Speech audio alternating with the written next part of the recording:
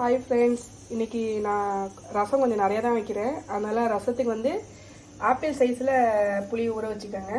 அப்புறம் வந்து அதுக்கு தேவையான அளவு 3 தக்காளி, 3 பச்சை மிளகா, கொஞ்சோண்டு கருவேப்பிலை, 10 பல் பூண்டு, 2 மிளகா, காஞ்ச மிளகா, கொஞ்சோண்டு மல்லிக்கீரை.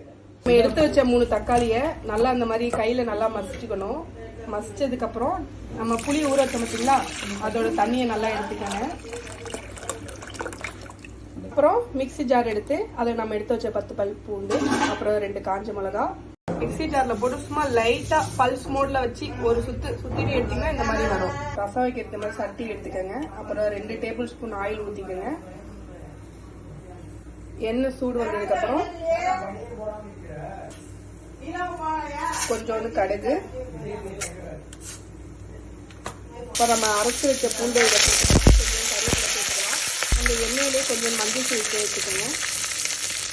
அரைச்சி வச்ச புளி கரைசலெல்லாம் இதில் சேர்த்துக்கலாம். கொஞ்சோண்டு ஜீரக தூள் ஆட் பண்ணிக்கோங்க. அப்புறம் கொஞ்சோண்டு மிளகு தூள் ஆட் பண்ணிக்கோங்க. இந்த மாதிரி நுரம் வரும்போது இந்த ஸ்டேஜில் பச்சை மாவு ஆட் பண்ணிக்கோங்க. கொஞ்சோண்டு பெருங்காயத்தூள் ஆட் பண்ணிக்கோங்க. அப்புறம் கொஞ்சோண்டு மல்லிக்கீரை ஆட் பண்ணிக்கோங்க. இந்த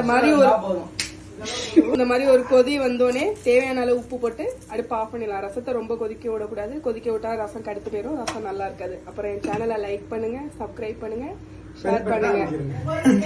பாய்.